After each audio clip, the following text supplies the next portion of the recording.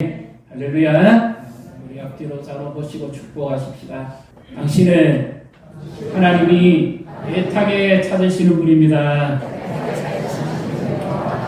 인생을 누구든지 막다른 골목에 들었으면요, 본능적으로 간절해지게 되어 있습니다. 더 이상 물러설 곳이 없다고 생각하면 누구나 다 절박합니다. 지푸라기라도 잡고 싶은 심정입니다. 제가 아는 어떤 분이 있었는데요. 이분은 의대를 졸업하고 전문 시험에 4번이나 실패를 했습니다. 자기 동료를 따라 교회에 왔는데 자기는 모든 수련 과정을 다 마쳤음에도 이상하게 시험만 치면 떨어지는 겁니다. 그래서 이제 마지막 5번째인데 참 기가 막힌 사연이 있었습니다. 왜냐하면 그의 어머니가 무속인입니다.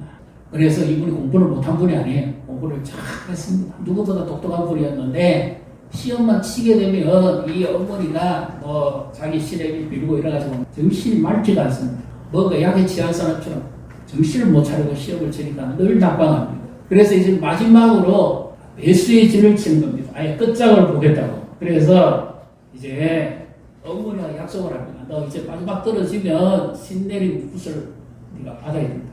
그래야 네가 산다. 너는 그 팔자다. 그랬는데 이분이 친구 따라 교회 나오고 난 다음부터 마음에 감동이 있었던 것 같아요. 그래서 하나님 앞에 내가 부르짖게 돼요. 그리고 그분이 기도했던 것은 자기의 합격도 물론 위해서 기도해야 되겠지만 사단의 결박에 매여서 무속인으로 평생 끌려 살아가는 그 어머니의 영혼을 놓고 기도하는 겁니다. 그래서 하나님이 살아계시다면 정말 우리 어머니를 불쌍히 여기시고 또 자기의 인생도 새롭게 열어달라고 그렇게 간절하게 기도하는 것이요. 오늘 하나님 말씀에서 우리가 잘 아는 다윗이라는 사람이 나옵니다. 그 인생에 가장 처절하고 밑바닥에 지금 몸부림치고 있습니다. 오늘 표제를 한번 보십시오. 표제를 보시면 어떻게 되어 있습니까? 다윗이 유다 광야에 있을 때에 이렇게 말씀을 기록하고 있습니다. 이때는 다윗이 젊었을 때 골리앗을 때려잡고 국가적 영웅이 되고 사울의 시기를 받아서 유다 광야로 도피한 것이 아닙니다. 인생의 노년 때입니다. 다윗이 왕위에 올라서 나라를 다스릴 때입니다. 그런데 그때 때 아닌 어려움이 생깁니다. 뭐냐면 사랑했던 아들 중에 하나입니다. 압살롬이 다윗에게 칼을 들이밀고 반역을 합니다. 아버지의 왕위를 빼앗고 군사를 일으켜서 자기가 왕위에 오르려고 하는 거죠. 부모가 자녀에게 속상할 때가 있습니다. 언제일까요? 제일 속상할 때가 언제냐? 부모를 무시할 때입니다. 머리 컸다고 말을 함부로 합니다. 한평생 낳아서부터 가르치고 입히고 키우고 훈련하고 양육시켰는데 부모의 존재를 아예 없는 사람처럼 취급하는 사람들이 많습니다. 이럴 때 부모의 심정은 속이 막 썩어 내려앉습니다. 지금 다윗의 심정이 그렇습니다. 부모 마음을 짓밟은 이 압살롬이 자신에게 칼을 들이대고 군사를 일으켰으니까 얼마나 속상한 정도가 아니라 정말 그 고통은 말로 표현하지 못할 겁니다. 사람에게 배신당해 보면 알지요.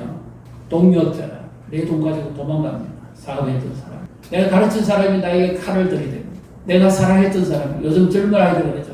내 절친이 내 남친 여친을 뺏어갔다고 죽이고 싶다고. 그런데 사랑했던 그 아들이 칼을 들이밀고 군사를 일으켜서 자기 목을 지금 위협하고 있어요. 그래서 벗은 발로 광야로 도망갑니다. 얼마나 비참합니까? 평안하고 안락했던 왕궁의 시절이 한순간 사라집니다. 광야에서 하나님을 찾습니다. 그런데요, 어떻게 기도합니까? 솔직히 말해서 우리 같으면 이런 일을 당하면 광야에 가면 어떻게 기도하겠어요? 우리는 이것은 본능입니다. 100이면 100. 누구나 다 하나님 앞에 지금 마실 것도 없고 먹을 것도 없는 이 춥고 배고픔을 해결하기 위해서는 1차적으로 하나님께 이렇게 기도할 겁니다. 하나님 마실 물 좀 주십시오. 배고픈데 도망왔는데 먹을 것도 없는데 하나님 양식을 좀 보내주십시오. 그렇게 기도하지 않을까요? 그리고 이 환경이 좀 좋아지게 해주십시오. 내가 좀 쉴 수 있는 곳으로 좀 나를 인도해 주십시오. 그 다음에 압살롬이 정신을 못 차리니까 하나님 제발 좀 정신을 좀 차리게 해 주십시오. 그리고 그를 따르는 군사들이 전부 하나같이 심판받게 해 주십시오. 그렇게 기도해야 되는 거 당연한 거 아닙니까? 다윗도 사람인데. 그런데요, 오늘 하나님 말씀에서 보면 전혀 다른 고백이 나옵니다. 우리 1절의 말씀을 우리 함께 읽도록 하겠습니다. 하나님이여, 주는 나의 하나님이시라. 간절히 주를 찾되 물이 없어 마르고 황폐한 땅에서 내 영혼이 주를 갈망하며 내 육체가 주를 앙모하나이다. 아멘. 지금 다윗이 지금 결핍이에요. 광야입니다. 황폐하고 메마른 거 광야입니다. 왜 우리가 이야기하는 본능적인 요구를 구하지 않고 하나님께 하나님을 향한 갈망으로 지금 바꿔가고 있습니다. 여기 목이 마르다 하는 이 표현은 조금 목마른 정도가 아닙니다. 목이 타들어가서 그 심한 신체적 갈증이 일어났다는 겁니다. 목이 마른데 하나님을 찾습니다. 그리고는 배부를 것을 찾는 게 아니고 내 영혼의 상쾌함을 바라보시는 하나님께 기도하고 있습니다. 내 영혼이 진짜 목마른 이유는 환경이 아니라 마실 물이 없어서가 아니라 내 영혼의 근원이신 하나님이 지금 함께 계시지 않기 때문이구나 하는 것을 깨닫습니다. 그리고요, 더 나아가서 내 육체가 주를 앙모합니다. 이 표현은 구약 성경에 딱 한 번만 기록된 표현입니다. 마치 어느 정도 가면 영양실조로 해골처럼 바싹 말라가 버린 그런 가운데서도 오직 한 곳만 바라보는 상태를 말합니다. 다윗은 왕권을 잃어서 아들에게 배신당해서 뼈가 마른 정도가 아닌데 오직 하나님만 바라보고 하나님의 임재만 갈망하는 바로 거기에 주를 앙모하나이다. 이렇게 지금 말씀하고 있습니다. 네 번이나요, 실패하고 마지막 다섯 번째 시험에 울부짖었던 그 성도님의 심정을 하나님이 아시고요. 하나님이 시험이 문제가 아니라 자신의 영혼의 주님이 없으면 신내림 받아야 된다는 것, 해골같이 된다는 것을 아시고 하나님이 먼저 찾아오셨습니다. 그냥 합격해달라는 게 아니라 이 무속의 압제에서 벗어날 뿐만 아니라 그 어머니가 하나님께로 돌아와야만 진정한 회복이 일어나는 거잖아요. 그래서 간절하게 기도했습니다. 그랬더니 이제 하나님께서 이번에 시험 칠 때는 머리가 굉장히 맑아져요. 너무 평안하더래요. 그리고는 기억이 너무 선명하고 그래서 시험을 잘 쳤습니다. 얼마나 기쁘고 좋습니까? 그분은 문제가 해결됐어요. 그런데 오늘 문제는 우리입니다. 무엇이 문제죠?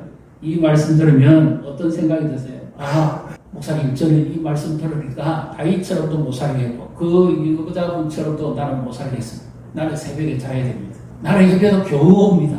나보고 기도하라고 이렇게 간절히 부르짖으라면 나는 아예 포기합니다. 오늘 그분들을 위해서 하시는 말씀입니다. 사실은요, 이것은 다윗이 하나님을 먼저 찾은 것이 결코 아닙니다. 예를 들면 인생의 광야를 지내보신 분은 아실 거예요. 배신의 광야를 지나가면요, 밤에 잠이 오지 않습니다. 내가 자고 싶어도 잠이 안 와요. 잠이 온다 하더라도 악몽을 꿉니다. 막 쫓기고 불안하고 두렵고 그런 꿈만 꾸지 편안한 잠을 결코 들 수가 없습니다. 그래서 하나님께서 솔직히 말하면 지금 이 다윗을 잠을 재우지 않는 거예요. 잠자면 안 되기 때문에 절망에 높게 빠져버리니까 하나님이 먼저 찾아오시는 거예요, 다윗에게. 그래서 다윗이 하나님이 없이는 한순간도 내가 벗어날 수 없구나 하는 갈망을 지금 불러일으킨 겁니다. 사실은요, 우리가 광야를 지나갈 때 내가 하나님을 찾는 것이 아니라 하나님이 나를 먼저 찾는 겁니다. 나를 살리기 위해서.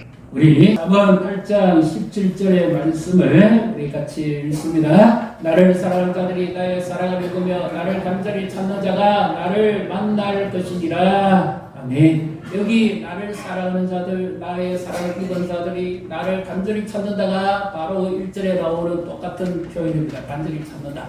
원어적 의미는 새벽녘부터 동이 전부터 열심히 찾는다는 이와 같은 표현인데요. 부지런히 하나님을 찾는다는 의미도 있습니다. 광야에서. 그래서 이렇게 찾을 수 있는 이유는요, 우리의 간절함으로 신앙을 대신하려고 하면 안 됩니다. 왜냐하면 우리도 어려운 일을 겪고 인생의 광야, 쓰라림, 배신, 질병, 두려움, 고통 속에서는 하나님을 간절히 찾습니다. 그런데 조건이 조금만 좋아져 보십시오. 편안해 보십시오. 하나님을 그렇게 찾지 않습니다.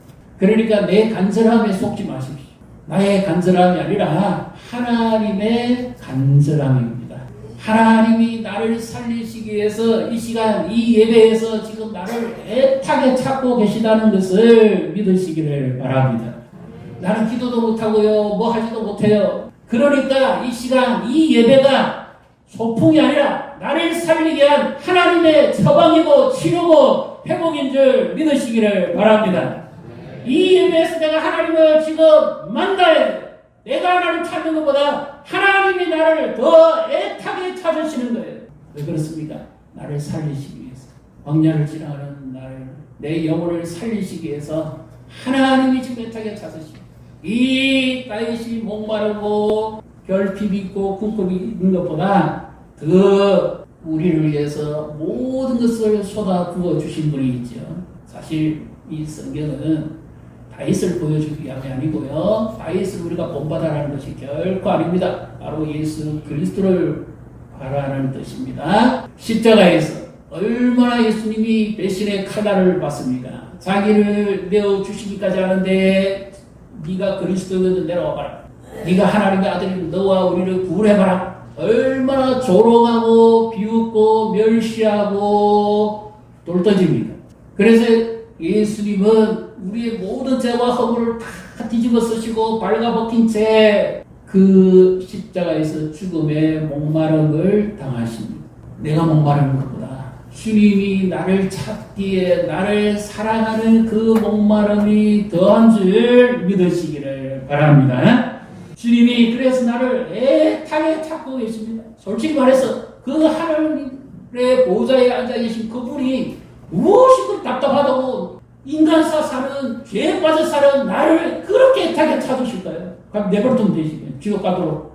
뭐가 부족해서 그분이 나를 애타게 이렇게 예배 시간에 찾아오고 내 영혼이 멸망하지 않도록 내 영혼을 깨울까요?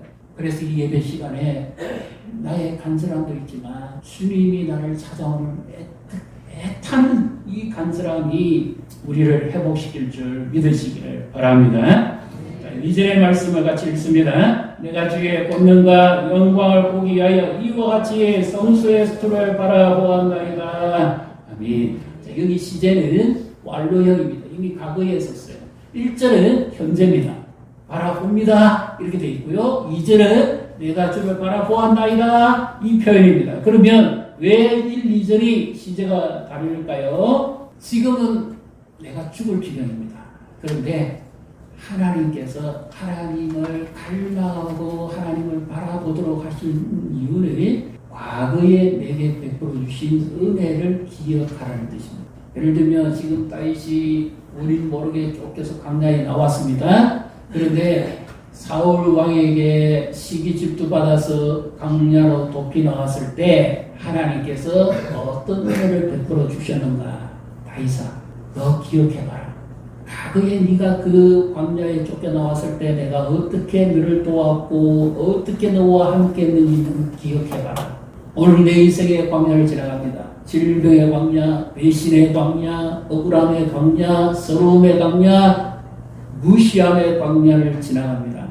내가 이 자리에 앉아 예배할 수 있는 것은요, 과거에 하나님이 내게 먼저 선행적인 은혜를 베풀어 주셨기 때문에 지금 이 자리에 예배하고 있는 줄 믿으시기를 바랍니다. 그래서 과거의 은혜를 소환해가지고 지금 현재의 이 현실을 극복하도록 하나님이 그의 영혼을 지금 깨우고 있는 말씀입니다. 왜 그런가 하면 우리는 가만히 두면요, 광야를 지나갈 때 자꾸 현실을 묵상하게 돼요. 지금 내가 그렇게 사랑했던 사람이 어떻게 나에게 배신할 수 있느냐, 어떻게 나를 무시할 수 있느냐. 요즘 사람들 무시하는 게 제일 싫어하잖아요. 어떻게 나에게 칼을 들이밀 수가 있느냐? 분노, 좌절, 원망, 이것이 계속 나를 치고 삼킵니다. 그렇기 때문에 하나님께서 오늘 우리에게도 말씀합니다. 너 광야 지나갈 때 어떻게 했는가 봐. 생각해봐. 오늘 이 예배를 통해서 하나님이 우리를 십자가 앞으로 다시 주를 바라보게 하십니다. 지금 하나님이 말씀하십니다. 우리의 간절함과 우리의 노력과 행위가 결코 아닙니다. 우리는 완벽하게 살 사람 한 사람도 없어요. 선행된 은혜가 있었어요. 그분이 자신의 생명을 주시고 우리를 구원하시고 죽기까지 나를 사랑하셨다는 그 은혜가 오늘 이 자리에 우리가 함께하고 지금 하나님 나를 애타게 찾게 하는 이 심정을 우리에게 부어주신다는 사실을 믿으시기를 바랍니다. 그래서 우리가 주님의 신실하심과 하나님의 그 약속을 믿어야만 이 광야에서 이겨낼 수가 있습니다. 우리 6절의 말씀을 같이 읽습니다. 나의 증상에서 주를 기억하며 새벽에 주의 말씀을 작은 소리로 엎조리 때에 하오리니. 여기 엎조리다는 표현이 사자가 무르렁 동물에서 보셨어요? 정말 온 사자 초막이 빵거립니다. 그 다음에 비둘기가 구구 소리 내는 굉장히 슬픈 소리 내는 거 같죠?